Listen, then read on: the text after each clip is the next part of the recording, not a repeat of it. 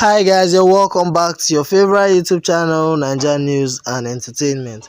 Obichukwu wore a torn boxers to Ultimate Love. See the snapshot. A fan shared a screenshot of Obi wearing a torn boxers during his time in the Ultimate Love reality show season 1. He said, "You brought this kind of boxer to national TV to look for a wife. Which state is he from?" The message was shared on Twitter. Although Obi stylishly acknowledged the fan as he posted the screenshot and captioned it, "So someone captured when my boxers got torn and put it on Twitter. At Mudiaga Comedian, I am from Imo State and I found a wife. I celebrate you." Okay guys, what do you think about Obi's reaction to this? Do you think it's okay? And do you think the fan that uploaded this took it too far?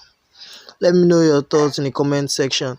If you're new, don't forget to subscribe and also hit on the bell icon to get new notifications when a story drops.